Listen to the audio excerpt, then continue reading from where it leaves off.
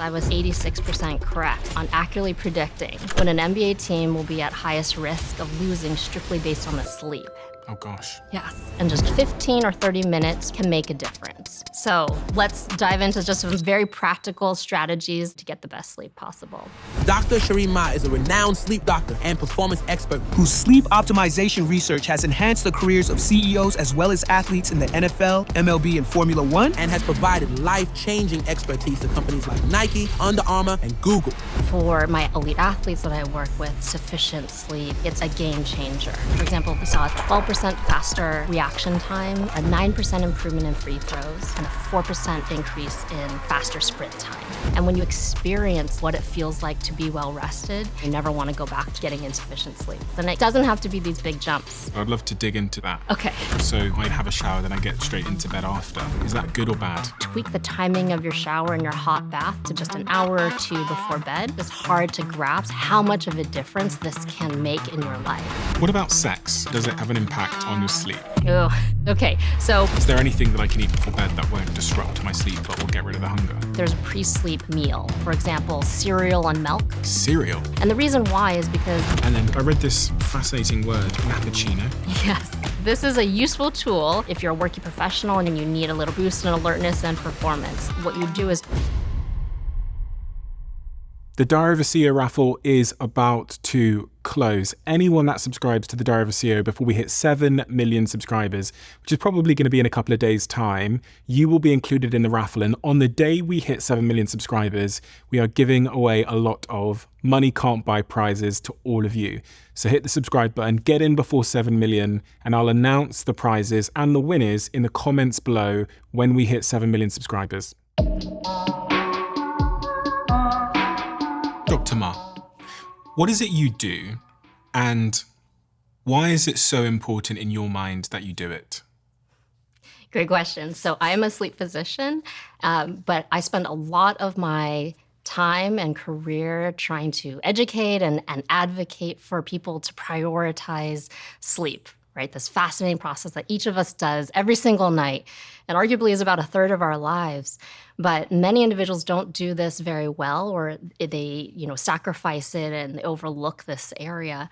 I very much believe if you don't sleep your best, you will not be your best. Or counter to that is if your sleep is best, you will be at your best. And what that means, if I unpack that a little bit more, is we often are sacrificing our sleep. We're underslept. We often don't have good quality sleep.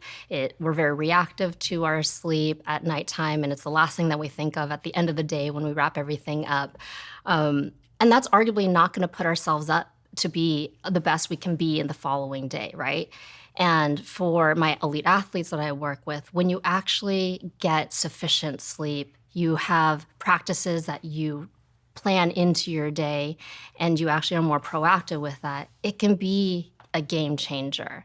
And for them, when it comes to performance on the field, that can be the difference of a 9% improvement in free throw shots. It can mean reacting 12% faster. And so until you experience that, it sometimes is hard to grasp how much of a difference this can make in your life. But it is one of the foundations that will impact everything about how you function, your mood, how you feel, and ultimately perform the following day. If I could offer you, you specifically, Steve, if I could offer you something that's free and healthy and safe, that's going to help you think more clearly, make better decisions, be in a better mood, be more productive and efficient, would you want it? Of course. How much? Exactly. And so it's really a decision of whether you want to invest your time to be able to be more proactive with this particular area of your life to get the benefits that come down the road with it. Who do you work with? Give me a sort of broad spectrum of the individuals, organizations that you've worked with on sleep, and why have they come to you? I have had an opportunity to work with a number of professional sports teams and athletes, as well as organizations over the years, to try and apply the science into practice to help them improve their sleep, their scheduling, and their travel. So for example, I've been with the San Francisco Giants in Major League Baseball. I've worked with NBA teams like the Golden State Warriors, NFL teams like the Philadelphia Eagles. I won a Super Bowl ring in 2017 with them, to other sports organizations like Nike and Under Armour and ESPN to try and show how you can predict when NBA teams will lose strictly based on the schedule and insufficient sleep opportunities, to individual athletes who recognize, hey, this is an area that I am not optimizing, and I know this can be such a valuable asset to extend my career, to prevent injuries down the road, and to help me be at my best.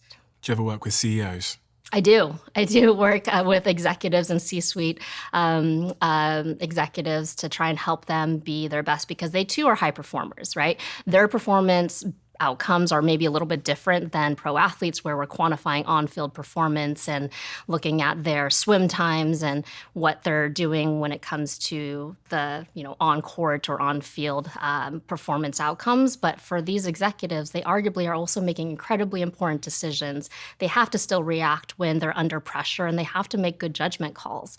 And so many of the things that I coach and try to recommend to my elite athletes are very much applicable to the C-suite executive or even just the working professional. That's really what I found so fascinating about your research and your work, is that although there's a focus on athletes, as someone who is also traveling, is also very, very busy, also struggles with sleep sometimes because I have to perform late at night, whether that's on stage or with meetings or whatever it might be, I resonated with so much of it. And I also train in the gym pretty much every day, if I can. And I've also noticed a correlation between things like injury in the gym based on how I'm sleeping and my quote unquote sleep debt. But I want to confront two things. The first thing I want to confront is the misconceptions around sleep that you encounter over and over again. What are the big overarching misconceptions that stand in the way of people believing in and or implementing the advice that you give them? I'll start with just this badge of honor that I really believe still persists in society, where you should get only 4 or 5 hours of sleep and should be able to perform at your best. And I think the tides are turning, and I do think that that is changing over the last several years, where there are more vocal advocates of, elite athletes like the Tom Bradys who, say everything is around performance enhancement. I need to go to bed early so that I can wake up early and to be ready to go for the day, to, the Simone Biles who says I need to get 8 hours of sleep. And so I think that that is a badge of honor that is now shifting. And now it's going to become, well, if you're not getting your 8, 9, 10 hours of sleep, right, then you're actually at a decrement to yourself, and you're actually not going to set yourself up to be the best that you could possibly be, whether you're on the field as a pro athlete or whether you're leading an organization or trying to go after whatever it is that matters to you, right? Mm-hmm. And I think that's going to continue to shift, but I'm excited about it, because that's one thing, until you experience that difference and that life transformation of what it feels like to be well rested, then it can be a game changer. You never want to go back to it again when you're getting insufficient sleep. Are there any misconceptions around how to sleep and sleep hygiene and I know the quantities of sleep we need that also seem to stand in people's way of them getting a great night's sleep? Yeah, so I think that there is a misconception that everyone needs a certain amount of sleep. There's individual variability. So the recommendation from the American Academy of Sleep Medicine and the Sleep Research Society, so 2 of our national organizations here in the US, recommend minimally 7 hours of sleep. But that's the lower threshold. You might actually need 8 hours or 9 hours or more to feel well rested, right? I personally feel terrible on 7 hours, and I much more need the 8 to 9 hours.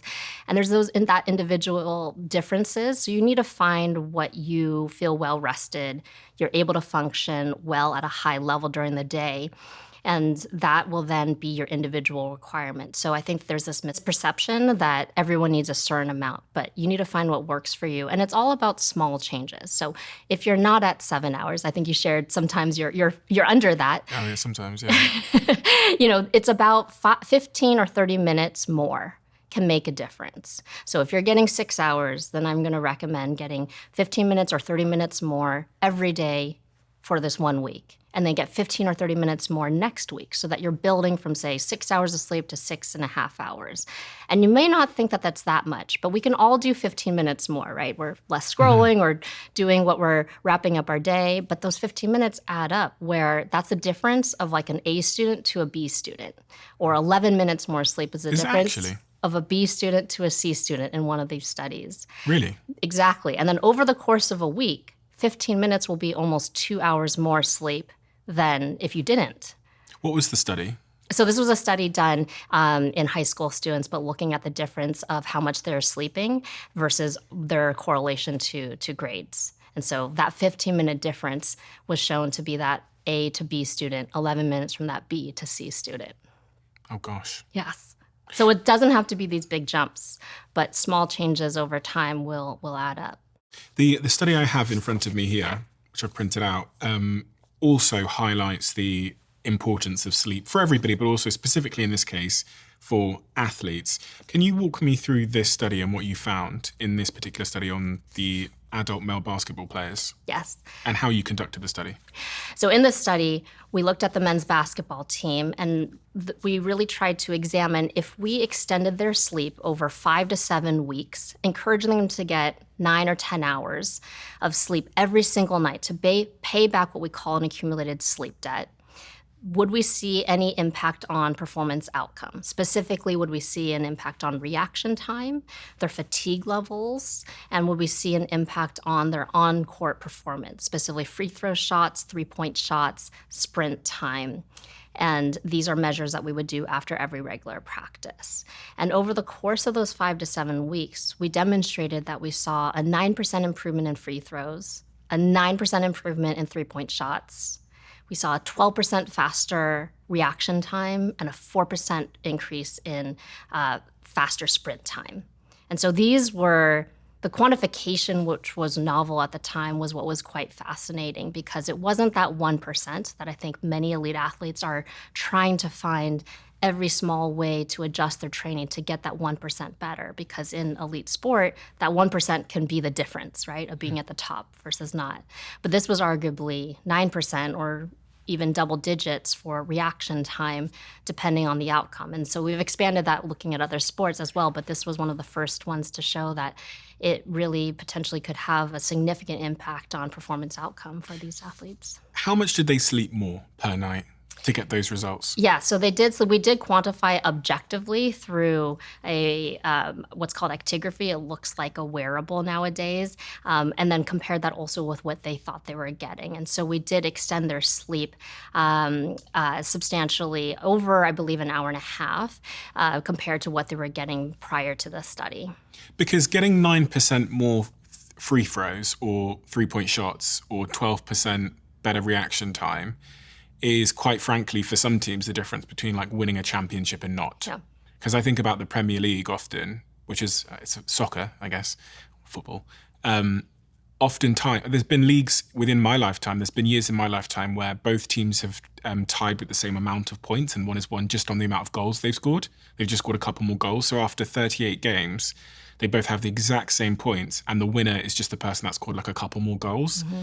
But even you think of reaction times, you think of goalkeepers in soccer, their whole game is reaction time. So if you can increase your reaction time by 12%, it's really, really staggering. It can be a game changer, and I think that's what has been so fascinating with some of the athletes or organizations and teams I've worked with who have made it to the most important games and those championships, because the hope is that you've invested not just the night before that championship game, but you've invested an entire season, even starting in the off season, on cultivating better habits to give yourself that foundation and be able to leverage these strategies that the other team is not, because we know that it significantly can impact not just the individual level on performance outcome, but organizations as a whole. And I think one example of that is I partnered with ESPN to do what was called the NBA Schedule Alert Project, where they asked, can you predict, Dr. Mah, when NBA teams are going to be at risk of losing games strictly based on the schedule? So not factoring in strength of team, but based simply on their schedule, where they're traveling to, how many time zones they're crossing, these various factors. Does it affect organizations as a whole and teams and their game outcomes, as you mentioned? And over 3 seasons, I was 76 to 86% correct on accurately predicting when an NBA team will be at highest risk of losing strictly based on the schedule. So in the spirit of the project, we didn't factor in strength of team.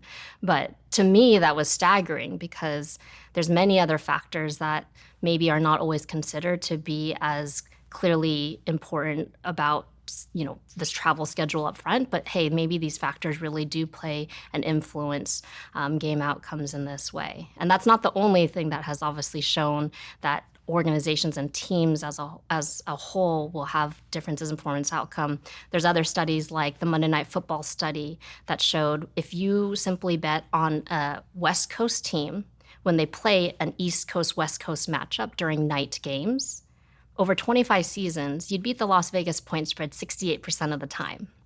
And so if you're able to predict with greater accuracy, then obviously there is potentially some good gambling outcomes that could work in your favor here.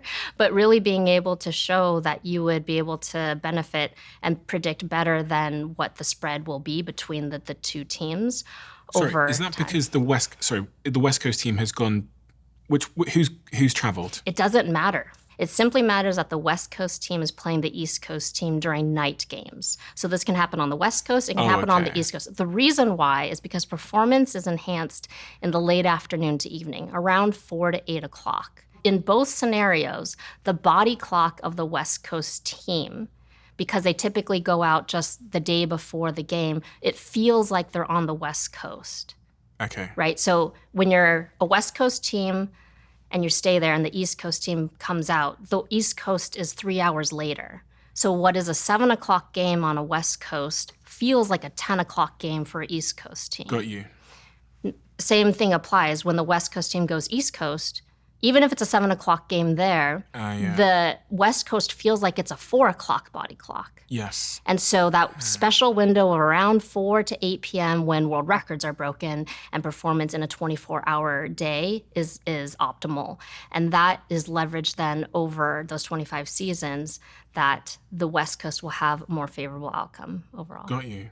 So in this study you did in 2011, that was published in 2011, one of the things I read as well is that players who had slept more in your study sprinted faster.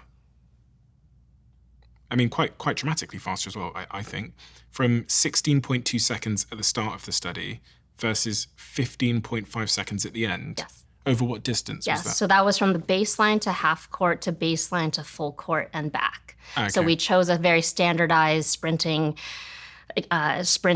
drill that they are familiar with, that we could replicate after every regular practice. As you imagine, not everyone on the team was participating in this study. And so they did this after every regular practice, and that ended up being a 4% difference in sprint time. That is pretty crazy.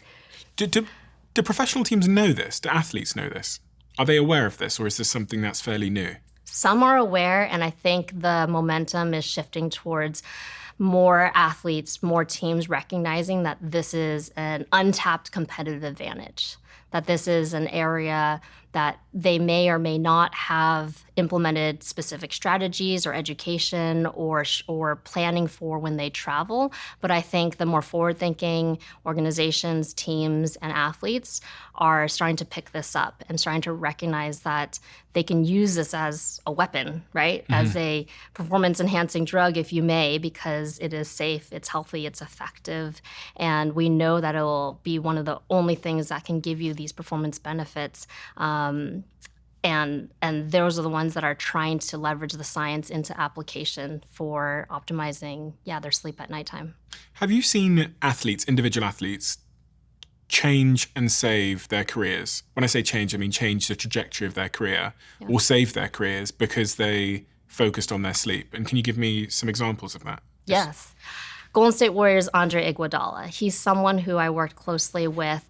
He came to the Warriors back in around 2014. He was already an all-star. He was 28 at the time, knew that his career was going to probably be sunsetting at some future time, but wanted to extend it as long as possible. But he knew he wasn't doing sleep best as possible. He was very open about sharing how he would stay up till the wee hours in the morning playing video games, would sleep for a few hours, go to practice, play for a few hours, come home and take a 2 to 3 hour power nap. And that was his routine for 10 years. And he said, how do I improve how I approach my sleep? I know that this is important as an athlete who wants to play in the league as long as possible. So I had the opportunity to work with him over several months to help him recraft how he approached his sleep sleep, including a wind-down routine, thought about some of his nutritional choices, tried to shorten his naps, time them closer to game time to give him the boost in alertness and performance, be able to manage a racing mind and be able to have just a more proactive approach to his sleep. In a really neat way, the following season, the Warriors went to the championship for the first time in many years. They won. He came back with the finals MVP. He subsequently has won 3 more championships with them, so 4 in total, and extended his career for 10 years. When we made these changes, there was a quantification of the performance enhancement. So a third party quantified as he went from under 7 to 7.5 to more than 8 hours, he had a 2-fold increase in his 3-point percentage. He had a 8.9% increase in his free throw shots, which very interestingly is the exact same 9% that I showed in my men's basketball study that had the same 9% improvement in free throws. He had a 29% improvement in his points per minute, a 45% decrease in his fouls. And so, these numbers are pretty staggering, again, for someone who's already at the highest level as an all-star. And it's not to take anything away from Andre, but he has been very vocal about the difference this made as he changed these habits. He says it changed everything for him.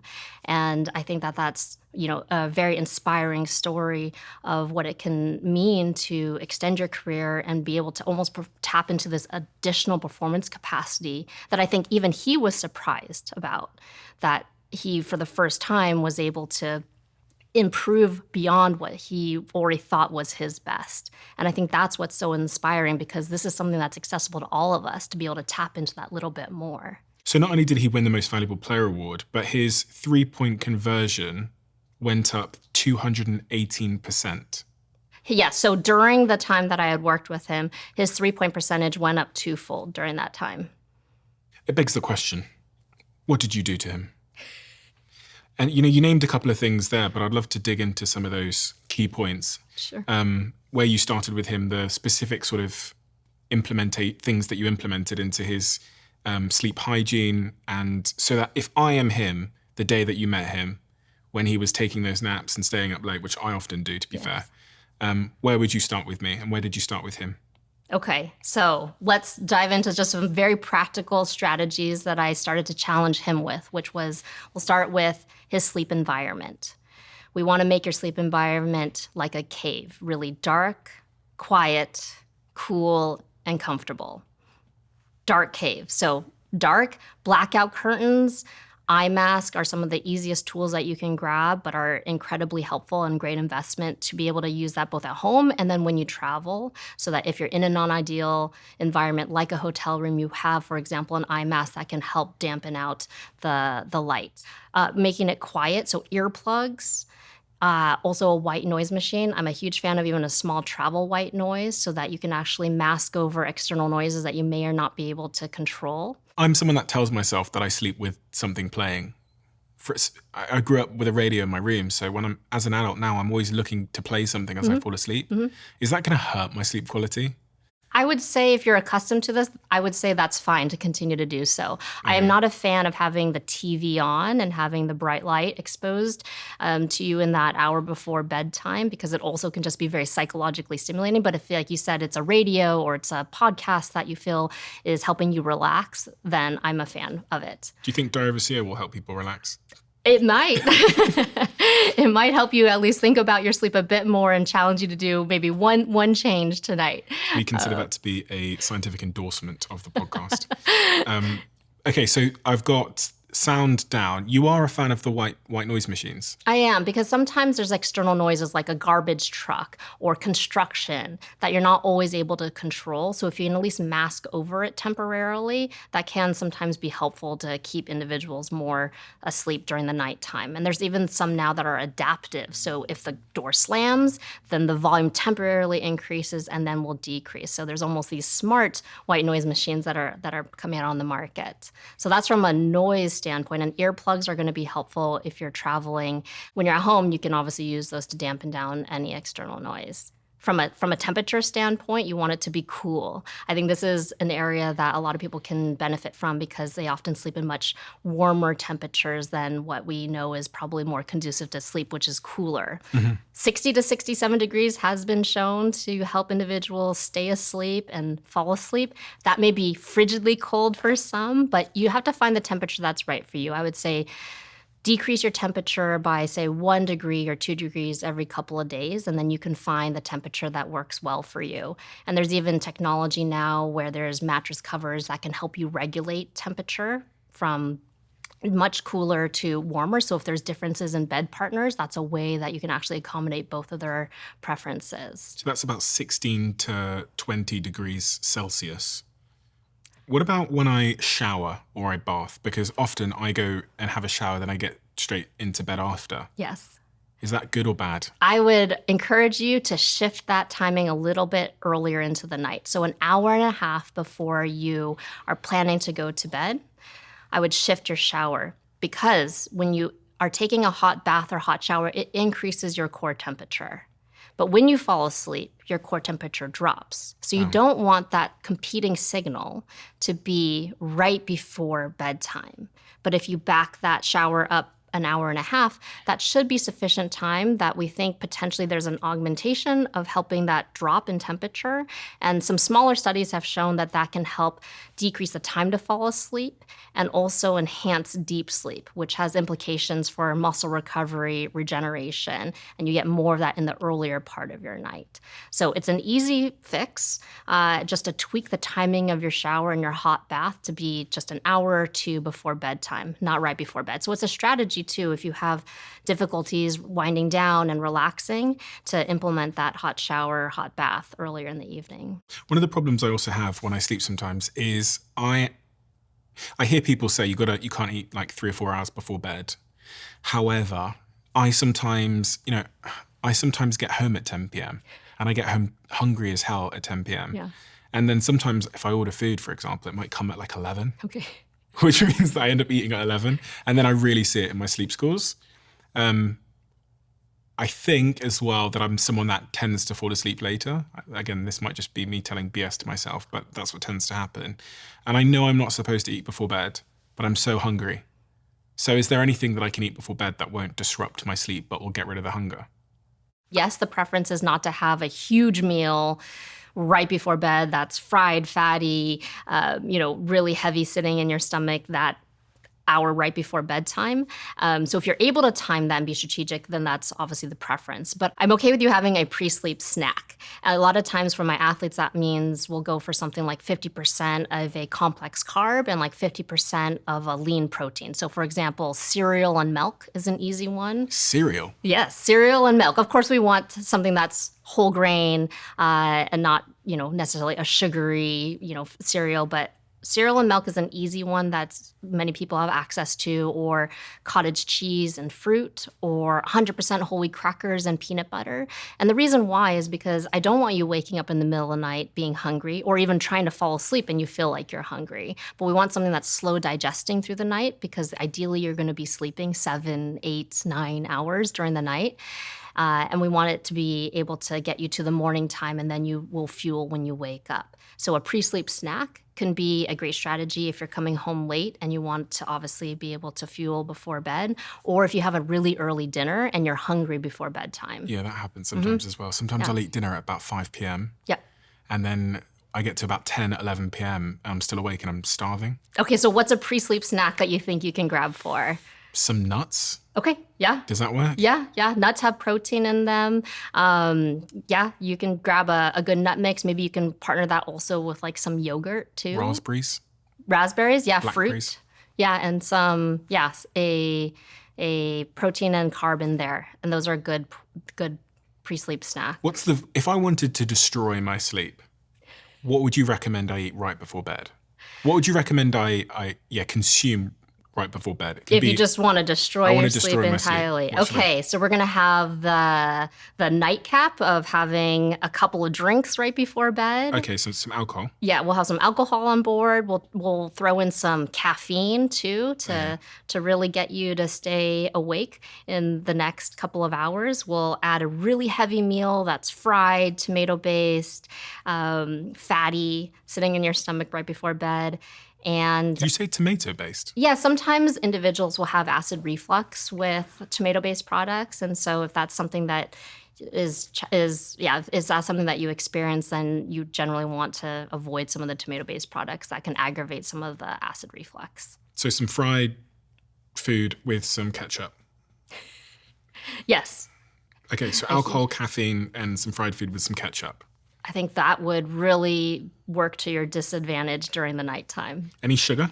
Yes, sugary carbs tends to be some of the preferences when you're particularly also sleep deprived. So people will choose more carb-heavy foods and foods that have less fiber and more sugar Why fats. is it that if I eat those foods before bed, it impacts my sleep? What's going on? I don't think we have a great understanding of that. I think the field of sleep and nutrition is definitely growing, and I think down the road in the next 5 or 10 years, we hopefully will have more answers to that. But it's a fascinating area that we do start to understand what we eat can affect our sleep. So, for example, the stages of our sleep or how we sleep during the nighttime. Some of the smaller studies have shown what you eat can then affect having more awakenings during the nighttime and affecting the quality of your sleep. But I think many of them are still at the infancy. Because that's certainly something I can attest to. I talked about one time many months ago, I think it was last year actually, when I was staying in a hotel here in LA and I had a cookie before bed because I'm bloody, I blame the hotel. I don't really blame the hotel. I take full responsibility. It was in the minibar and I hadn't eaten all day. I came back, I'd been working all day. And when I've been working a lot, I'm much more likely to reach for something bad. And I had this cookie. And honestly, I woke up the next morning, 8 hours later, feeling like I hadn't slept at all. I just felt so tired. And I know it was that bloody cookie because I looked at my my Whoop, #ad, #investor, and I could see that my heart rate throughout the night was really high, like atypically high. My heart rate throughout the night will usually just be this nice flat, I don't know, 55 beats per minute. And when I'd had that cookie, it started and pretty much stayed for the first 3 or 4 hours at about 75 beats. So it was like my body was still on. It was like I was walking. And so I've always just had this idea that if you eat something like that right before bed, that puts your body under a lot of strain, like metabolic strain, then it's kind of like your body doesn't fall asleep. And my REM sleep's always attacked as well if I were to eat something like that. Yeah, it's very fascinating. I think we're starting to understand the connection of what we eat, how our gut is responding to that, and then how that potentially can affect your sleep and then ultimately your daytime functioning the next day.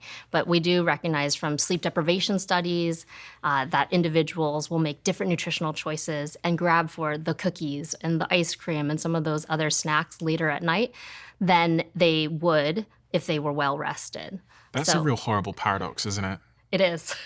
Do you know what I mean? Like if you're tired, then you're going to eat bad things right before bed, which is going to make you sleep worse and make you tired, which is going to mean you eat bad things before bed.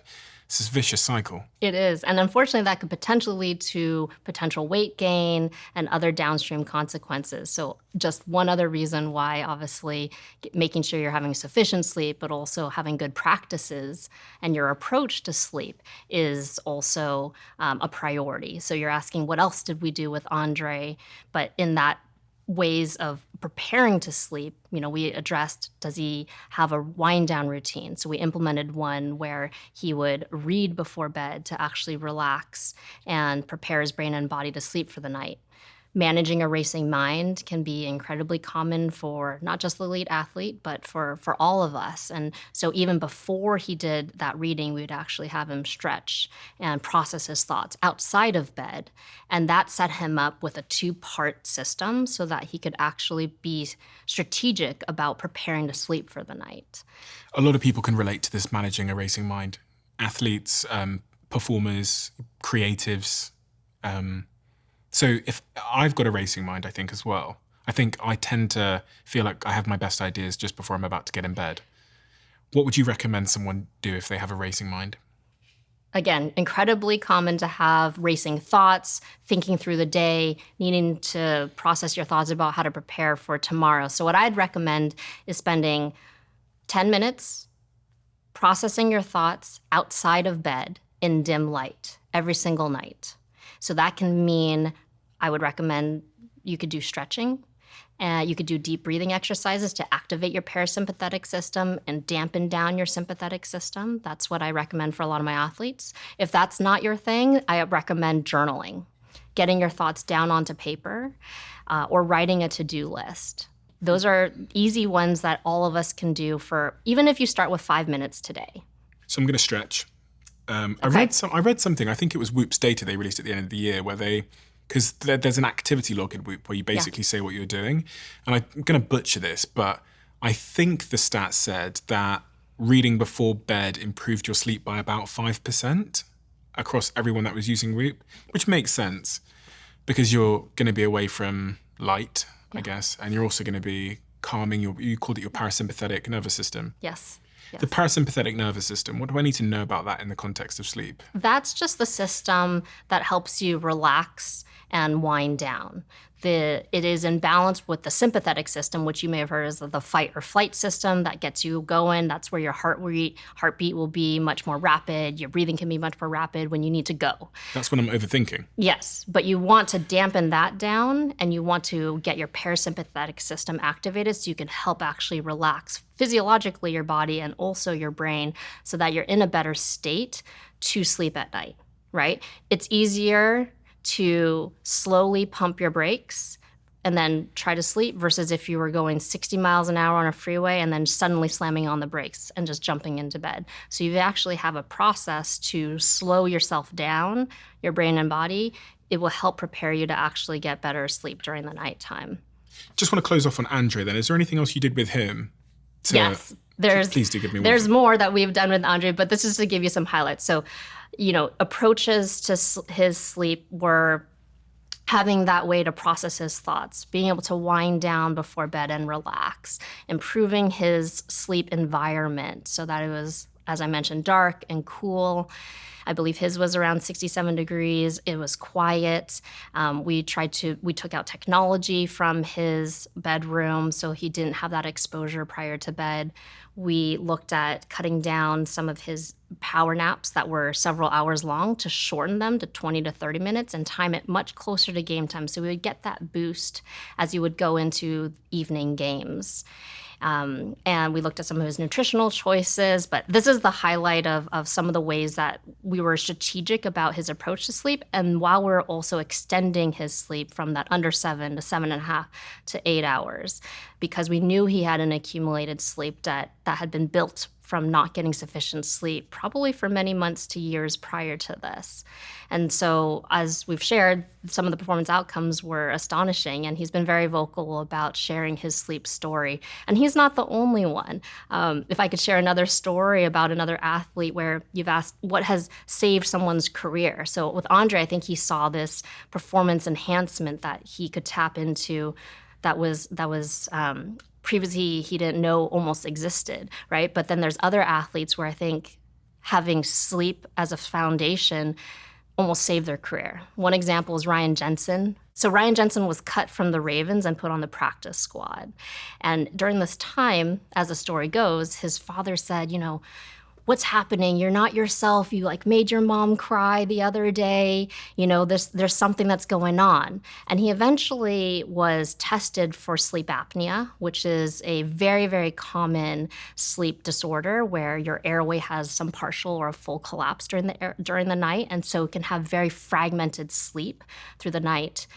And he was eventually tested, diagnosed, and then put on treatment through what's called a CPAP, or continuous positive airway pressure. So it's a mask that provides air to keep the airway open. So then you actually can have consolidated sleep during the nighttime.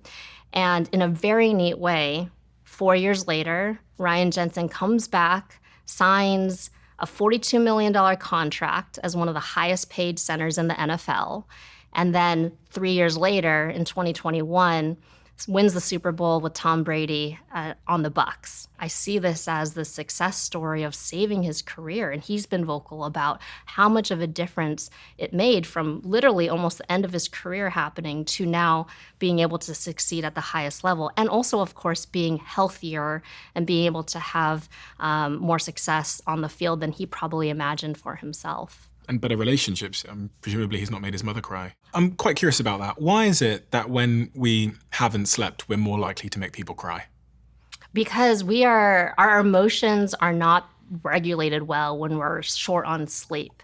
We are more irritable, we are more grouchy, we respond more with our emotions than Why? being able to, why we respond with our emotions? Yeah, what's going on in the body? Is it like a different part of my brain? Is it my hormones? Is it something else? It's probably a combination of both, right? We know that our emotional regulation is not the same if we're well rested versus if we're sleep deprived. And so we rely more on our innate response, which may not necessarily be that which is strategic for what we should be responding with if we were tempered and had a better rest under our belt. So yes, cognitively, there's an implication of which part of your brain you're going to be using, but then also you are just not in a state in which you are going to be able to respond in the way that you would otherwise. Is it the amygdala that's the emotional center? That is one that's where like fear is very much, and emotions and the amygdala is where like fear and emotions are often centered. Because when I started learning more about sleep and the impact it has on my emotions, I could see a huge variance in how I make my decisions, but also how like short I can be. Yeah. If I haven't slept. Yeah. And so on the days now where I haven't slept, I literally have a conversation with myself and tell myself that I'm going to be in my amygdala today. So to try not to make any decisions, try not to talk to many people, because there's a risk that I might be too short in how I consider things and how I respond.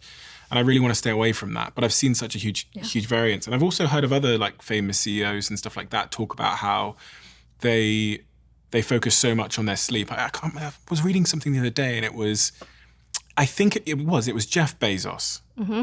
Do you know what I'm going to say? I don't, but Jeff Bezos is someone who has been an advocate about sleep and vocal that he needs 8 hours every night. Yes. The quote that I heard him say, or someone told me that he said, was, I think it might have been Ariana Huffington actually. He said that his job as a CEO is to make decisions. And he says he doesn't have to make that many decisions a year. He only makes a couple of big decisions a year. Every day he's probably just making 2 or 3 big decisions. So if his job is to make decisions, then his job is also to sleep. Because the variance I see in even my own decision making when I'm slept and underslept is just unbelievably staggering. As someone that sits here for 7-8 hours a day sometimes having conversations, you wouldn't believe the difference when my brain and my mouth are like connected because I've slept. It's like a different human being. It's a different podcast host. Have you got data to support this impact on cognitive performance? Yes, so you definitely make better decisions when you're well rested. You're less likely to make cognitive errors.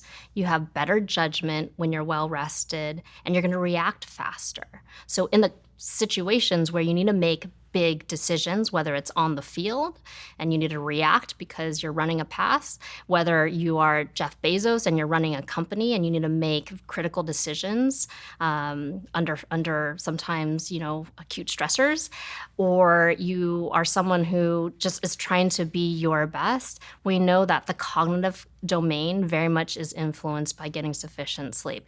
And some of the, I would say, large, very public disasters have happened as a result of what we know is sleep loss, where people have made poor decisions or decisions that have led to unfortunate disasters. So, for example, the Challenger disaster. What was that? With a space shuttle that exploded. Right. And as a result, there's investigations of why did this happen. And the final report does suggest that insufficient sleep for some of those key decision makers around being able to launch or not was attributed to fatigue and insufficient sleep. So being able to make good game time decisions had this disastrous effect ultimately on the Challenger explosion. Are you aware of any studies that have measured cognitive performance and sleep? Yes. So my studies, as well as many of my other colleagues, particularly look at reaction time because we know reaction time is very sensitive to sleep loss. And I'm starting to find it also is sensitive to extension of sleep. So the other half of this story, where when you pay back sleep debt, we see that benefit on reaction time. But reaction time and looking at aspects of, how quickly you're able to respond, or if you're having errors when you're responding and you're not supposed to be responding. Cognitively, those are tests that are typically used in a lot of sleep studies because we know is quite sensitive. Can you give me an example of a study that will convince me that if I sleep more, my cognitive performance will improve? One of the studies I mentioned before, even 15 minutes more sleep was that difference of that A student to the B student. There's another study I often cite where if you look at the difference of someone who gets 9 hours of sleep for a full week, the reaction time stays very consistent. Great. You want to react appropriately. You want to not make cognitive errors or lapses in judgment, and that will be consistent over the week. If you're someone who's getting 7 hours of sleep, you see a slowing of that reaction time and then a leveling off. If you are getting 5 hours of sleep, you see an even sharper decline in being able to react fast, and then you see a leveling off. If you're getting 3 hours of sleep every night, you're just going to tank that reaction time and be slower. At the same time, you have more lapses in judgment and not able to respond appropriately. But the thing about this study that I find so fascinating is when we know that there's this deficit when you're going to react slower, in the 7 and the 5 hour group, there's this leveling off. So people say, oh, can I get used to getting insufficient sleep? In some sense, there was this stabilizing of it, but the reality is you're not at your best, right? We know what your reaction time could be if you were getting that 9 hours. And if we even gave you 3 nights of what we call recovery sleep, so we said, okay, now we get, let's say, 8 hours in bed for the next 3 days. You're going to feel better and you'll probably feel more refreshed. But those reaction times for the 7 hours and the 5 hours and the 3 hour group didn't go back to the baseline. So it takes more than one night or one weekend of that recovery sleep to get you back to your baseline. And so that's the bottom line that I try to show my athletes is that you can pay back sleep debt, but it often can take more than just one day or one weekend of quality sleep. How long does it take? So my studies have suggested multiple weeks will really be beneficial to paying back more of your sleep debt than just a night or 2 nights of sleep. The biggest bang for your buck tends to be in the first week or two, but obviously this depends on how much more you're actually getting, how you're timing that in your night. But the bottom line is that if you can invest maybe a week, or maybe if you have a vacation coming up and you do 2 weeks, that's going to be the biggest impact on paying back your sleep debt. And if you say, hey, that sounds like a long time, Dr. Mah, well, even potentially like 5 days, as one of my preliminary studies had suggested in professional baseball players, even if it's 5 days of getting 1 additional hour of sleep, that was shown to improve cognitive reaction time and also processing speed in the athletes that actually got 1 additional hour. So if you got 6 hours, you went to 7. If you got 7 hours, you went to 8 hours, versus the athletes that just continued to get their normal sleep. Interesting. I guess I've got to understand what this concept or this idea of sleep debt is, because I want to make sure I'm super clear on what it is and isn't. Because when you say the word debt, I assume it's kind of like I owe the sleep bank manager a couple of hours. Yes. But I've kind of gone back and forward on this idea of sleep debt. I think some people have told me that it's real. Some people have told me that it's not real. And I don't know where I should stand on it. Yes. If I haven't, so for example, I flew into LA, the first couple of nights my sleep wasn't great. But I had good sleep last night. Am I still paying for it now? The way I explain the concept of sleep debt is that your body requires a certain amount every single night. Again, we talked about individual variability, but let's just say you need 8 hours every night. And conceptually, if you don't meet that 8 hours, then you build up a debt. So if you're only getting 6 hours a night, you now have 2 hours of debt built up. If you go Monday to Friday, that's 5 days. Now you have 10 hours built up, right? 2 hours every night becomes 10 hours. And if you then sleep in on a Saturday and you get, let's just say, 10 hours of sleep, you've paid back 2 of those hours, but you still have 8 hours left to go. And my body knows. Yes. So conceptually, that's the idea of accumulating sleep debt. I do stand in the camp that believes that that does accumulate over time. We do think that you can pay back some of that debt on the short term, right? So what you lost, like you said, this past day or this past week, maybe this past month, you should pay that back with getting extra sleep, or we call sleep extension. We don't think that you can surplus and bank more and that you can pull from that in the future. But we recognize that if you've got insufficient sleep, that if you extend it over a couple of days, maybe a couple of weeks, then you will see benefits in your reaction time, in your fatigue levels, in your performance outcomes. And so we do recommend that as a tool, especially if you know that you're going to have a day where you're going to have sleep loss. So it's a strategy, for example, if you know, okay, in a week, I'm going to have a project and I'm not going to be getting enough sleep that night. Then what you can do in the days leading up to it is getting sufficient sleep, but arguably even more, so that we know when it gets to that project, the decrements that you'll experience tend to be less robust than if you went into it with just, say, that was 5 hours. So what evidence do you have that sleep debt is a real thing? What's the first thing that comes to mind? So what I've dedicated my career to is trying to understand how to pay back sleep debt with sleep extension interventions. So what that means is typically I'm working with a number of collegiate athletes where many of them are not getting what they need, because when we start these studies, many of them have high fatigue levels. They are reacting slowly. We often see lapses in their judgment and their ability to ultimately perform and function, which is what they consider their baseline. But then when we actually challenge them by paying back some of that debt by getting additional hours, when we monitor the differences that can make over multiple weeks, that's where we see there's improvement in the reaction time. Their fatigue levels drop. Their performance on the field improves. And so we recognize what has changed in this is trying to pay back some of that accumulated debt when the rest of their training has been held consistent, where we've been trying to maintain the rest of their training. Which is key, which is the key point, because in my mind I go, well, maybe if you've got the athlete to sleep well on that first night, then when they've showed up to training, they've trained a little bit harder, they've built their muscles a little bit more, they've had better recovery in their muscles. So then the next day the same thing happens because they've slept. So it's actually just that they're training better, which is causing them to improve their scores. That's fair. We've tried to hold their training to be consistent and choosing periods where their training isn't going to vary significantly, as well as you can almost make the argument too that sometimes as the season goes on, athletes get more fatigued, more tired, and that can be actually a decrement to how they'll perform. So when we see the benefits come down the road as the season potentially gets even longer, that at least is some suggestion that the intervention of sleep, while we also have the measures of how much more they were getting, actually were at least associated with these performance outcomes. Because one of the key things about REM sleep, which is the sort of final stage of sleep, is that it helps with muscle recovery. Deep sleep is actually deep sleep is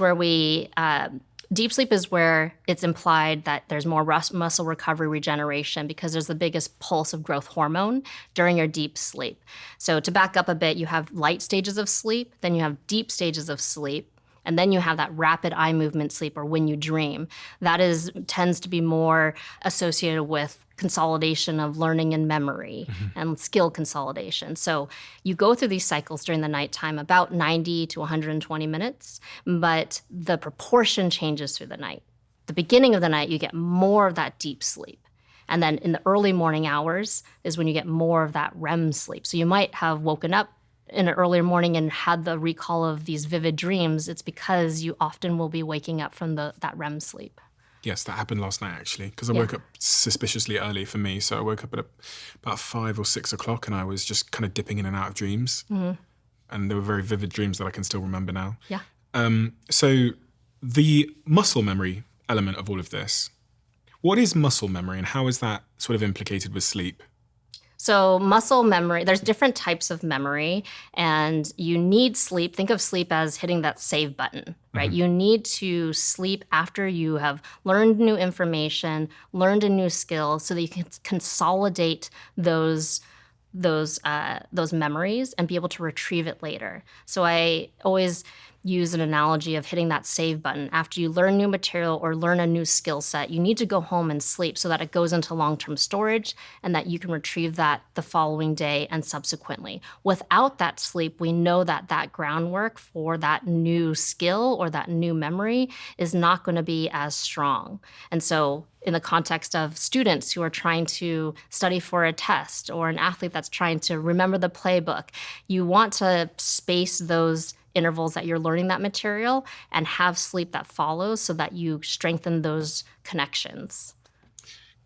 And also, you mentioned when you were talking about one of your athletes, encouraging them to nap before a game. Yes. I read this fascinating word in the research that I was doing on your work. I think it was nappucino. Yes. What's a nappucino? The nappucino. So this is a useful tool if you're trying to have a temporary boost in alertness and performance. So the nappucino, you go and take your favorite caffeinated beverage. Yeah. The caffeine will start to kick in about 15 minutes. And you go and then take your 20 to 30 minute power nap. So if you're able to fall asleep within that 5 to 10 minutes while the caffeine will start to come on board, then when you wake up after 20 to 30 minutes, then bam, both the caffeine will have kicked in and the power nap will have kicked in. And there's research to show that that's more effective for alertness and performance improvement for a couple of hours than if you only did the caffeine alone or only did the power nap alone. So the nappucino is a useful tool for some who utilize caffeine, and you can partner that together with a short 20 to 30 minute nap. So if I wanted to take a nap now, I have an espresso and then go and have my nap. Exactly. Yes. The caveat is you do need to fall asleep within about 10 minutes or else the caffeine will start to come on board. But if you do this in the late morning or early afternoon, it can be a helpful tool so that you have a boost in your alertness for a couple of hours. And I grew up thinking that naps didn't work because the minute I learned about sleep and these sleep cycles, and then it takes, 45, 60 minutes, whatever it is, to get into late stage sleep, like the REM sleep, the deep sleep, I thought, what's the point taking a 15, 20 minute nap if I'm not going to get into deep or REM sleep? So there's benefit of just that 15-minute nap you mentioned. You want to stay in lighter stages of sleep because there's benefits of lighter stages of sleep. And that can give you that alertness and performance boost even when you're in lighter stages of sleep. You actually don't want to go into deeper stages of sleep because when you take the longer naps, as I think you might have shared, you've taken the 2-hour nap, the 3-hour power nap, you wake up and you're much more sluggish, much more groggy. That's not a good state for you to go out and then do, work after that, or it's not the state that you want to be if you're a basketball player and have to go and play a game.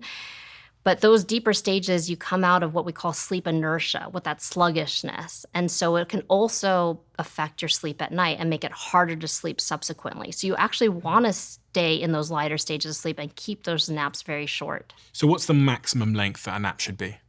I like 30 minutes. Okay. Yes. So you can time that by setting an alarm. If it takes you 5 or 10 minutes to fall asleep, you can plan for that as well. And then setting an alarm to wake yourself up 30 minutes later. I think it's a great strategy when, again, you don't get sufficient sleep at night or you had poor sleep leading into that night and you need a little bit of a boost later in the day. What do you think of the snooze button? The snooze button. I'm not a huge fan of the snooze. Right. I fully understand why people love to hit the snooze and then go back to bed. And if you're someone who does that, one of my suggestions is just to cut down so that you only hit the snooze once, 5 minutes later, start your day. The reason why is because it helps to maximize your REM or your dreaming sleep in those early morning hours if you can actually sleep consolidated all the way until the time you have to wake up. So for example, if you're someone who hits the snooze button 5 times every 5 minutes for a half hour, it means that you're having very interrupted sleep for the last half hour of your night. Versus if you just let yourself sleep consolidated all the way through and then maybe hit the snooze button just one time and then got yourself up to start your day, it means you would have given yourself another 25 minutes of consolidated sleep, likely that dreaming REM sleep that's so important for learning and memory. And so that is one just easy adjustment that you can make in terms of your morning approach to maximizing what you get during the night. So what's the value in consolidating it versus just... Having fragmented sleep. Yeah. So then if you're getting a lot of that REM sleep in those early morning hours and you're snoozing, you're going to be waking up and coming out of that REM sleep. So you likely are changing the stages of sleep you would be getting in those early hours. So you would then be awake and then probably going into lighter stages of sleep, awake, lighter stages of sleep, than necessarily having a solid REM period all the way until you wake up. What's the cost of that? So learning and memory and consolidation is definitely one area that we recognize as associated with that REM sleep. And so you want, as we talked about, it changes through the night. You want to have as much as possible, but you have to have just the duration. So when you get the most of it in the morning hours, if you cut that short and either wake up earlier or you're snoozing and you're interrupting it, you're not going to maximize the value you get of the hours in REM. Okay, so I just want to make sure that those 25 minutes, I give them to REM sleep versus just giving them to little fragmented light sleep. Exactly. So I'm better off just putting my alarm to the time that I actually have to get out of bed. Exactly. Just to maximize the amount of REM sleep that I get to consolidate my memories. Are you a snoozer? No, not really. Okay. Well, I mean, we all have our moments, but not really. I can't remember the last time I pressed the snooze button. But the thing that I do, and I'm not sure if this is a good idea or not, is because I have told myself, and I say told myself because I'm quite conscious of the BS that I believe about myself, but I've told myself that I'm like an owl chronotype or something, which, by the way, I don't even know if it's true. And I don't know if chronotypes are true. And I typically work quite late. And I love working late. I get better ideas late. I do my writing pretty late at night as well. And so what I've done in my life is I've basically made sure that I don't have any meetings or any engagements before 11 o'clock. So even like this podcast today started at 11 o'clock. Yes.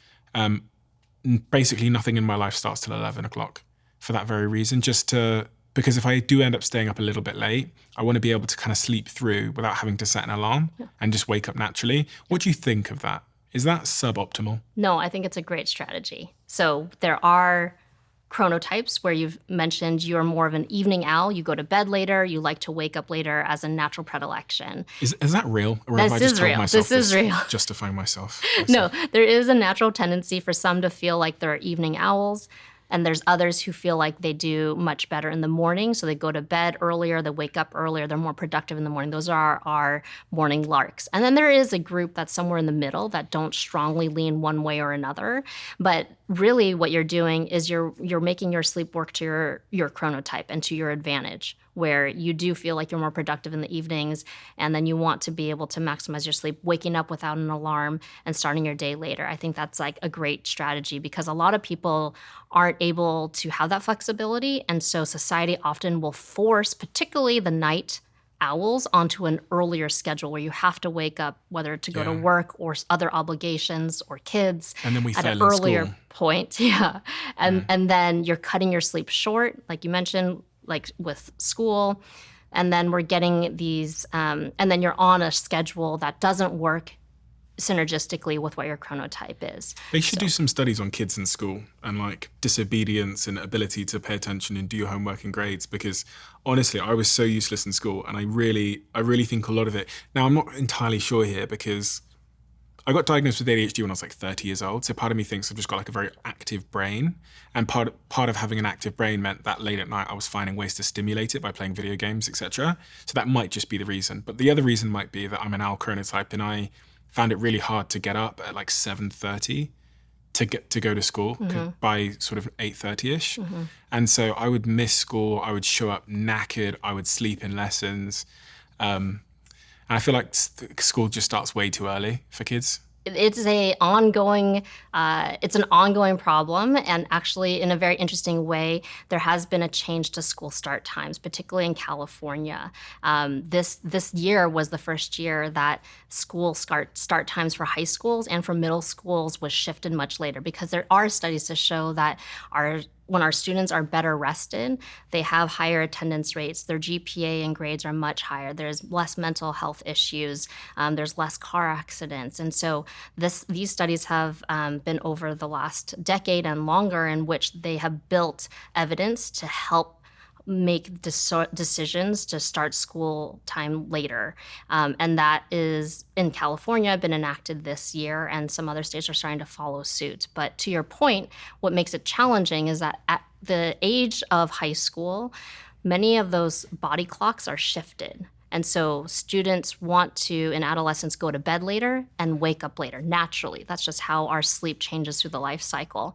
But when they stay up late and then we cut their sleep short by forcing them to get up really early for school, now they have insufficient sleep, and that builds like a sleep debt. And so they're not setting themselves up for success in school for learning and memory. So that's where, again, there's more evidence of if we can shift the school start time, get these students to have a little bit more sleep, they ultimately are better prepared for school, come to school, have less car accidents, and are just healthier students. Do you think there's anything parents need to know about sleep as it relates to their children and sleep hygiene with their children? I think it's important for parents to start at the early years of instilling good sleep habits, a good sleep routine, and giving their children the tools and skills to be able to make sure that it's a priority as they go through early childhood into adolescence, and hopefully then sets themselves up for making sure it's a priority for their adult life. I'm a young parent myself. I just had my first son, and so I recognize and can empathize with the struggles of getting sufficient sleep when they're very young, but then trying to instill how they can approach their sleep from early age, I think would be incredibly helpful to also just change culturally how we think about sleep, because so many of us now have never learned about sleep before or what we should do until you're an adult. But if we can make that change earlier on, I think we're going to have healthier kids, better families who are better rested, and also just this generation where we recognize this is so important that we shouldn't sacrifice it, because we're doing ourselves a disservice to letting us be the best that we can possibly be. How old is your son? 11 months. 11 months. So how are you sleeping? Oh, I transparently am quite tired. Okay. Yeah. I as a new young mom also, I don't have the ideal sleep that I know I would love. And it's just for a short time, but I'm trying to be strategic of the things that I can do with some of the tools that we've talked about, trying to leverage power naps. When, for example, I do have to still wake up during the nighttime to tend to him. And the early morning starts are not always consistent. So my sleep schedule is not always consistent. So, going back to those 3 buckets we talked about earlier, like if I don't get the full duration that I want, then how do I maximize the quality, right? I've optimized my sleep environment. I try to have a process to wind down at nighttime, or the timing, is, and the sleep schedule is another area that you can still work on when, for example, you may not be getting the duration. So these are strategies that I try to employ when I know that I also am a work in progress and trying to get the best sleep possible. Once upon a time, if you had a business idea, it was exceptionally difficult to get going. But now, in the age of Shopify, it is exceptionally easy. As many of you will know, Shopify are a sponsor of this podcast. If you don't know Shopify, it's an exceptionally simple web platform for anybody that's got an idea that wants to transact on a global scale. So things like these conversation cards, which we sell, we've sold using Shopify, and it only took us a couple of clicks to get going. So why did we choose Shopify? For a number of reasons, but I think one of the big ones, which goes unappreciated, is their checkout system converts 36% better compared to other platforms. And here's what I'm going to do to remove the cost for you. If you go to shopify.com/Bartlett, you'll be able to try Shopify for $1 a month. I've seen Shopify completely change people's lives. And for many of you, I think it could change yours. What are the other examples of sort of case studies that you're most proud of, or that were most pivotal in shaping your thinking about sleep? I mentioned the Philadelphia Eagles back in 2017 and tried to help them educate their players about sleep, how to have a more strategic approach to their wind down routine, to thinking about how they're integrating sleep into their training practices, and thinking about ultimately how they travel and having, for example, strategies to minimize jet lag when you're crossing time zones and having to play in different locations than the Give me home. some of those then. So the tips you'd give me as someone that travels a lot Yeah. Pre, during, and post travel. Yeah. What should I be thinking about before I travel, while I'm traveling, and after I land? Yes. So have a game plan for every trip. I think most people have no strategies in place when they travel. They just get onto an airplane, get to a new location, and try to adjust when they get there. That is not really a great strategy. You want to have at least a pre-flight strategy, in-flight strategy, and post-flight strategies, because that will set yourself up better to minimize jet lag, also travel fatigue, and ultimately then be able to acclimate faster if you're crossing multiple time zones. Before pre-flight, try not to panic pack. I know all of us do panic packing right before bed, right before we're getting on a flight. Why? So you want to try and be strategic and pack early. You want to get at least... Why do I want to not panic pack? Because most people will panic pack the night before they have a flight, and then they'll cut their sleep short. So they'll get only, say, 5 hours of sleep because they're staying up late, trying to pack everything and get ready for that early morning flight or for the next day. Well, I pack the morning of travel. So Okay. But I'm out here in LA I'm out here for 2 weeks, and I packed a carry-on suitcase. Okay. Because so look at what I'm wearing. I wear just the same outfit every day, so I have like the same outfit. But I pack literally an hour before I go to the airport. Okay. So But you're right, it does cut my sleep because I could have been in bed. whether it's the beginning of the day or the end of the day, if it's affecting then the duration of your sleep, I would recommend trying to be a little more strategic and do it a day before, Don't 2 panic days pack. before. Don't panic pack. Yeah. Number 2, try to get at least those 7 hours, if not your amount of sleep that makes you feel like you're functioning and performing well. At least a day, if not 2 days. If you get insufficient sleep before you get onto an airplane, jet lag will be worse, and that travel fatigue can feel much more robust. And you're more likely to have the croissant in the airport, which is going Exactly. to destroy the whole thing for you. So those are things that you can do before flight. Depending on where you're going, you can actually start to adjust your body clock before you even get onto the airplane. So let's just take a 3-hour time difference. Here in the US, if you're in the West Coast and you're going to the East Coast, 3 time zones, you can actually start to go to bed a half hour early, wake up a half hour early. Do that for 2 or 3 days. And get sunlight in the morning, because that sunlight reinforces to your brain to start to shift that body clock. So if you can do that a day before, 2 days before, maybe 3 days before, when you actually get to the new location, you don't have to shift your body clock 3 time zones. You've already shifted it 1 time zone or 2 time zones. Because the rule of thumb is for every time zone you cross, it takes about a day to reacclimate. Even if you feel better after the first day, usually jet lag feels the worst in that first day when you arrive. But physiologically, you haven't really adjusted fully, even if it's over, a couple of days. So that's the rule of thumb. So those are some things pre-flight you can do. When you're in flight, you want to hydrate throughout the flight, because dehydration can worsen jet lag. You want to think about getting onto the new time zone schedule. So again, depending on which direction you're flying and how many time zones you're crossing, you want to start to synchronize perhaps like when you're actually sleeping or some of your meal times, so that you're getting onto that schedule. And then you partner that with, for example, building a travel sleep kit. I'm a huge fan of investing in sleep tools that will help you sleep when you need to in non-ideal situations. Whether you're on the plane and now trying to take a nap or shift your sleep schedule, then you actually have an eye mask and earplugs, you have noise-canceling headphones, you have your own travel pillow, you have the tools with you to Sleeping make... drugs? Sorry? Sleeping medication? Okay, so some medications can be helpful, like melatonin, particularly if you're trying to advance your clock, has evidence that it can help shift that a little bit more quickly when you're trying to advance your clock earlier. Would you recommend it to athletes? I would say if it's something that you've used before and you know that you don't experience some of the side effects, it could be a useful tool. So melatonin, while it's one of the most commonly used supplements and sleep aids, there are still side effects that I'd be wary of. So specifically for athletes too, you can feel more groggy and sluggish when you wake up from it. It's not regulated by the FDA here in the US, and so you don't always know what's actually in those supplements. So for my elite athletes, they use what's called NSF Sports Certified versions. There's more regulation around them. But for the everyday person, there's a study where they looked at the amount of melatonin that was actually in a variety of these supplements, and it was a wide range from over 400% of what was on the label to obviously sub under 100% of what they actually indicated. So there's a wide range of what's actually going to be in the supplement, but it can help, particularly when you're on travel, with reacclimating.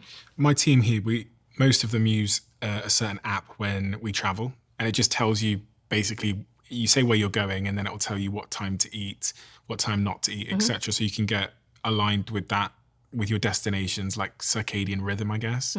So we'll link below one of the apps that our team use. We're not affiliated with them in any way, but when we're flying out here, I know Will and my team sent me a screenshot and said, Steve, this is what time you need to be eating and everything, because we're going to LA. So it's been super helpful for all of us. I'll link that below, because I know some people are going to be wondering what apps they should be using.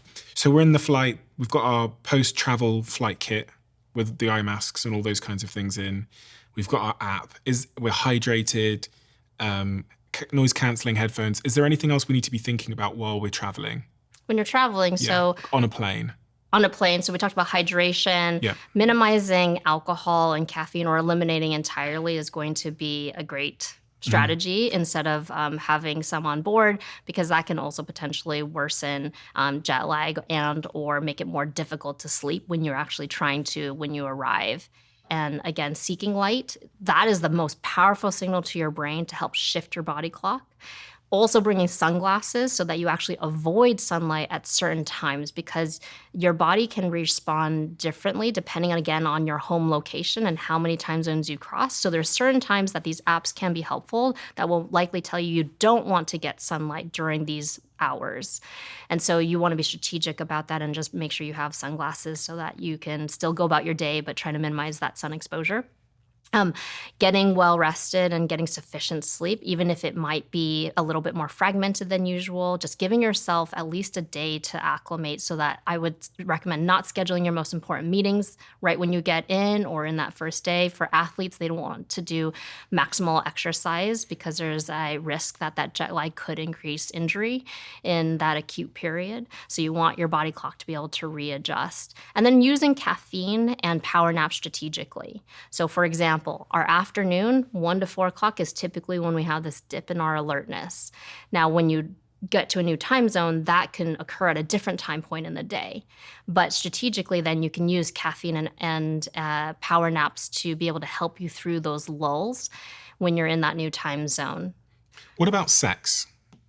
Sleep and sex in bed, and that is it. Because I think so many people actually make the mistake of being in bed and being on their computer, on their phone, doing other work while they're awake. And that actually helps strengthen that connection that when you're in bed, you're awake and your brain will start to associate that. So sleep and sex are all that you want in bed. Everything else should be outside. So when we talked about that wind down routine or that racing mind, all that should happen outside of bed, because you want to actually tease apart that association that your brain is making of being awake in bed. And that will be one small adjustment that's helpful to get better rest at night. But will sex improve or hurt my sleep? I'm thinking, because I'm really trying to get at, like, should you be in bed with someone? Does it improve your sleep to sleep with someone? And does sex have an impact on your sleep? Because I, speaking from personal experience, I think that if I have sex before bed, I sleep better. I don't think that there's great literature on sleep and sex out there, but I will say that there has been, there's definitely an impact potentially of a bed partner sleeping with you in bed, because their movements can affect your sleep. If they snore, that can very much affect your waking up during the nighttime. And then, with sex, I think that is something anecdotally, some people will definitely say it helps them to be able to consolidate their sleep and they feel like the quality is better. But I don't think there's a lot of great studies that are being funded for research right now. What is the most popular question you typically get asked about sleep from people? The most popular question is napping, which we've discussed. Yeah. Keep them short, 20 to 30 minutes. I get asked a fair amount about, can you oversleep? So no, we don't think really you can oversleep. When some people say they get, say, 9 hours or 10 hours and feel much more groggy, it's because often they've shifted their sleep schedule, or they have an accumulated debt that has built up, and then they're finally allowing their body to relax. And so now they don't have the mask of stimulating activities from their day or their work. That can affect. I didn't read a study. One of my podcast guests told me that there is a harm to oversleeping. But I think from what I managed to ascertain, the studies they were citing just proved that people who sleep for like 10 or 11 hours typically have a higher risk of disease and mental Yes. health. But then it's hard to establish cause and effect, because if Yes. you're in bed for 11 hours, maybe you're A, depressed, and Yes. B, one would assume you're exercising and moving a little bit less. So you probably got a lot of like cardiovascular issues. Yes, so there are studies of looking at the more extremes of less hours of sleep and then even more hours of sleep, like the 10 hours. And obviously there can be other comorbid conditions that go along with individuals like who sleep much longer. As you mentioned, you can sleep much longer because of depression or other chronic health issues. And so that's a different context of thinking about oversleeping. I think in the question I typically get is, oh, I slept one night of 10 hours and I feel worse, so I'm never going to do that again. And that's actually not true, right? I think we want to have just more consistent hours that are timed, so you're not having a shift in the bedtime and wake time by like 3 hours later, because that could be why you're having that grogginess when you wake up, not because you got the 10 hours, but because you're waking up now at 11 a.m. instead of your typical, 8 a.m. wake up time. You could be more dehydrated because of that longer time. Snoring is one that I get asked a fair amount about is it completely benign? And I would say if you're snoring, you should go talk with your primary care doctor, and you should potentially ask about getting a sleep study. There is sleep disorders like obstructive sleep apnea we mentioned before. That's incredibly common, and that's when that airway has some partial or full collapse and can lead to very fragmented sleep, so you can wake up not refreshed because you really didn't get quality sleep during the nighttime. And snoring, I think, in our society has become just an accepted norm that can happen as you get older, but that is not always the case, that it is a benign symptom. And so making sure that you talk to your primary care doctor and potentially get a sleep study, I think, is incredibly important. Is sleep apnea the most common disorder that you see? Yes, it is. And Sleep apnea can be incredibly common. I believe it's about 26% of people in the ages of 30 to 70. And so that, as you imagine, that's like 1 in 4 individuals. But many individuals don't actually get tested or diagnosed and then treated until they're way into their adulthood or even past into What their are the 60s, symptoms? 70s. So with a sleep apnea, oftentimes people will not wake up refreshed. They will Okay. often feel tired in the daytime. They may have a lot of caffeine or have to rely on power naps to keep their alertness up. A lot of individuals will have early morning awakenings. So in those 3, 4, 5 o'clock in the morning, they'll wake up and not realize why they're waking up frequently. Snoring can be very common. If you've ever had a bed partner or a roommate and they've ever noted that you stop breathing or pause breathing or gasp and choke, those are very suggestive that you might have sleep apnea. And again, it is incredibly common, but very manageable. So something that I would highly recommend if you, your bed partner, your roommate snore, just suggest to have, I would suggest they go see their primary care doctor. And typically, is it people that are slightly overweight that are more likely and susceptible to having sleep apnea? Yes. A lot of individuals who are overweight or obese will be more at risk for sleep apnea. As you imagine, the collapse of the airway typically is here around the neck, and so more weight typically is not helpful for apnea. But you can also be a very fit, healthy, young individual. So I work with elite athletes, and I have a number of my professional athletes who, again, are young, healthy males, but their anatomy is just more susceptible for this condition. What are the big rebuttals you get, the big excuses that you hear from people? I don't have enough time. Yeah, I don't have enough time to sleep, okay. I don't have enough time to sleep. And what do you think of that one? I don't think that that's true. I think we all are going to make sacrifices and priorities in our day. And I think if you are saying you don't have enough time, I think there's ways to be strategic about how you manage your time in the day. I think we all have 5 minutes to implement a wind down routine. We can all do that at the very least. I think all of us can optimize our environment. I think we all can invest in some sleep tools. I think we can make better choices about how you go about your day so you set yourself up better for sleep. So I think that those are just small adjustments, but will be huge in terms of what that will mean at night. I hear that, I will sleep, I'll sleep in the off season. Right now, in season is when I want to focus on being my best. But really, I think that's a backwards way of thinking about it. If you're thinking about optimizing your sleep when it gets to the season or the postseason when some of the most important games come down the line, you're just playing catch up. Because if you have a sleep debt built up and you're just trying to maintain that through the season, you actually are at a deficit. Versus the other guy or gal on the team who has paid that back in the off season. Now you have given yourself, zero sleep debt. You're at your best, and now you're just trying to maintain that through the season. What about injury? Well, if I'm an athlete and I'm underslept, are there any studies that suggest I'm more prone to injury? There are a few studies that do suggest getting insufficient sleep. So under 6 hours, there's been more fatigue-related injuries in adolescent athletes. There's also a study that has looked at under 8 hours of sleep. It still has an increased risk around 1.7-fold higher of injury. 1.7-fold? Mm-hmm, Is that of injury 170%? Yes. Yeah, of higher risk of injury when you're getting under 8 hours of sleep versus those that got more than 8 hours of sleep. And so I think it's unclear exactly why you're specifically more at risk for injury, but I tried to take a look at the biomechanical changes of what happens when athletes are not getting sufficient sleep. In one of my early studies that has explored the biomechanical changes. And what we showed is that when you're not getting sufficient sleep for multiple days, you have more variability in your biomechanics. So I'm moving differently. Yeah, so you're moving differently. So you're not actually selecting probably your preferred coordination strategy. So for example, I had them doing a vertical jump. And if you're well rested, you likely should be able to do that very consistently as an elite athlete. But when you're not well rested, it's much more variable. So they're moving differently, and that may put people at risk for injury. So they're like landing differently a little bit, jumping. Yeah, Okay. how their knees, their hips are coordinated together differs. And so that may put you at risk for injury down the road. But more to come, hopefully, on that front. There's just not that many studies that currently exist. I've noticed something recently, because recently I've had to get up quite early on a few occasions. So when I say early, I mean I've had to wake up at 4 a.m. because I've got a flight at 6 a.m.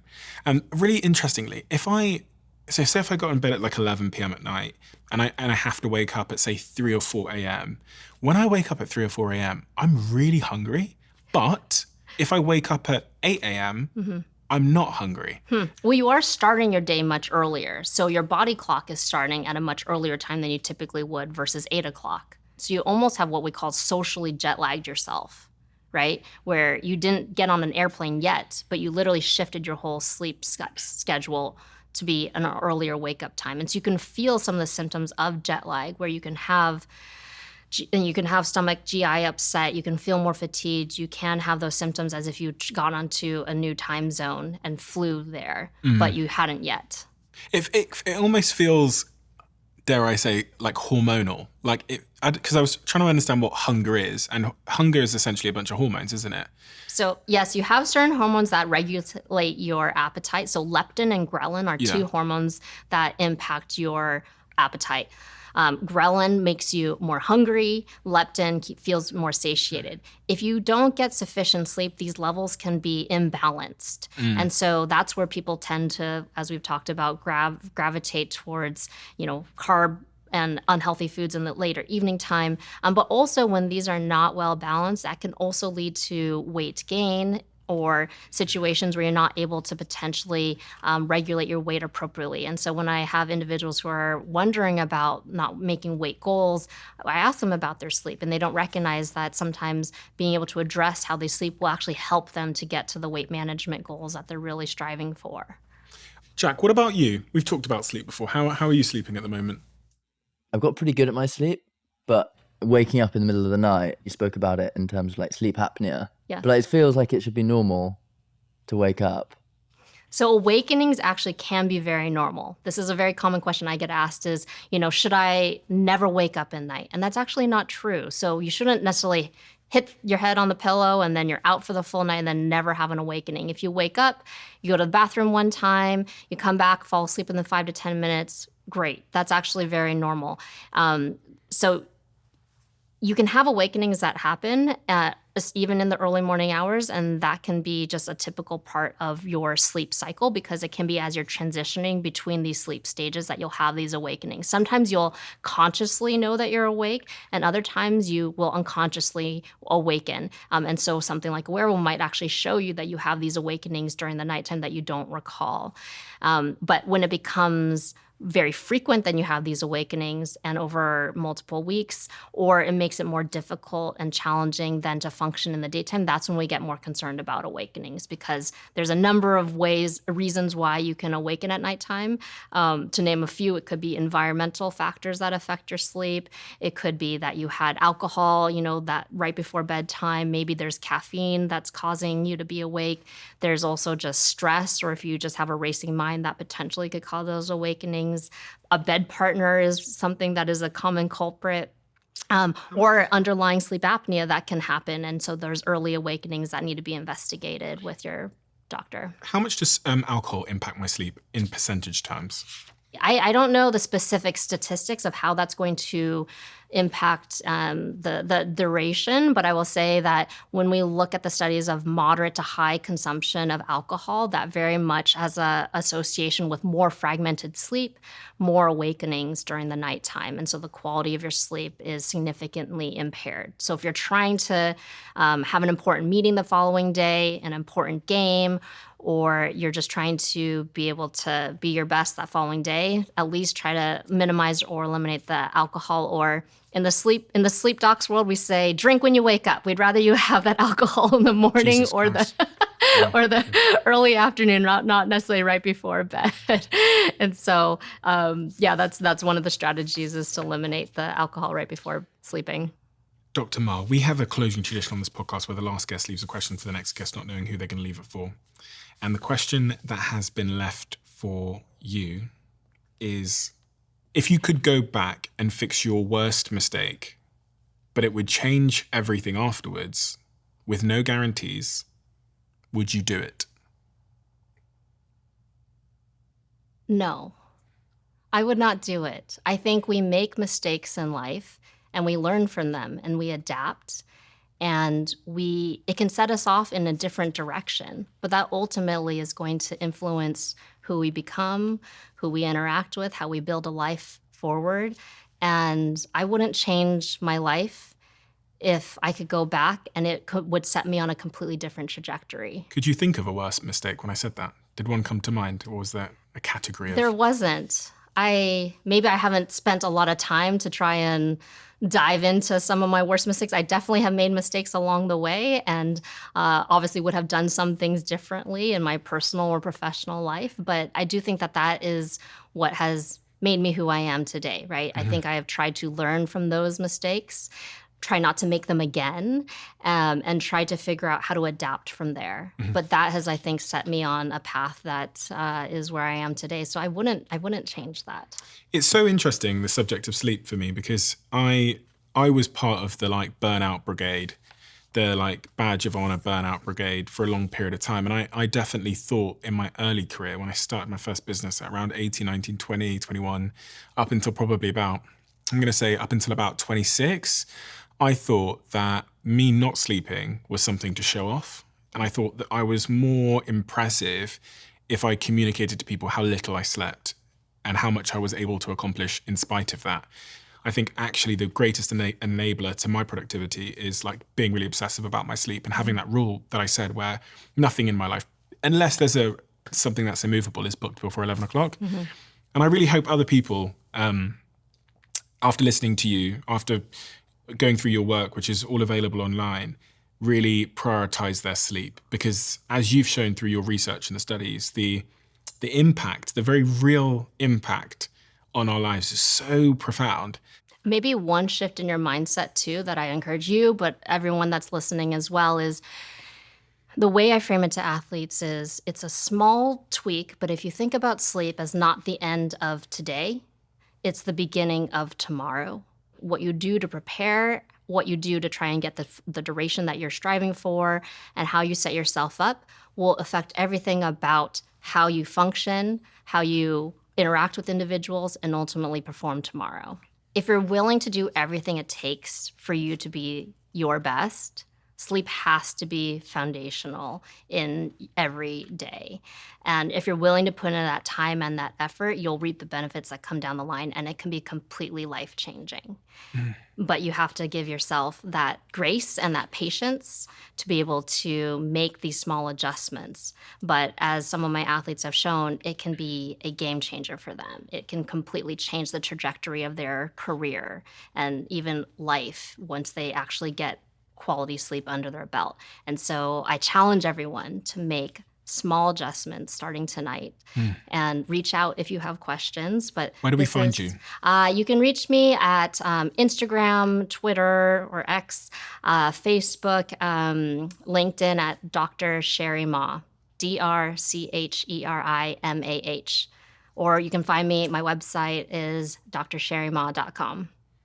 Thank you so much. I know that there's a lot of different individuals from various sports teams that listen because I speak to them. I was speaking to some of the guys at Manchester United 2 weeks ago in a hotel from the wellbeing team about these subjects and the sort of interconnected subjects of sleep and well-being generally, but also I've spoken to people at Chelsea Football Club that listen to the podcast about these themes. So I'm convinced there's going to be a lot of athletes and aspiring athletes and just people like me who are going to benefit profoundly from the work that you do and the research that you've done that really shines a light on the importance of sleep, which is often misunderstood and is seen as a negotiable part of our lives. So thank you so much for the work that you do. And I'm very excited to see where your research and where your studies take you, because it will be pioneering research, no doubt. Thank you so much. Thanks for having me. It's been a pleasure. Perfect TED has quite frankly taken the nation by storm. A small green energy drink that you've probably seen popping up through a Tesco or to a Waitrose. They've grown by almost 10,000% in a very short period of time because people are sick and tired of the typical unhealthy energy drinks and they've been looking for an alternative. Perfect TED is the drink that I drink as I'm sat here doing the podcast, because it gives me increased focus. It doesn't give me crashes, which sometimes might happen if I'm having a 3, 4, 5, 6 hour conversation with someone on the podcast. And it tastes amazing. It's exactly what I've been looking for in terms of energy. That's why I'm an investor, and that's why they sponsor this podcast. And for a limited time, Perfect TED have given Diary of a CEO listeners only a huge 40% off if you use the code DIARY40 at checkout. Don't tell anybody about this. And you can only get this online for a limited time, so make sure you don't miss out.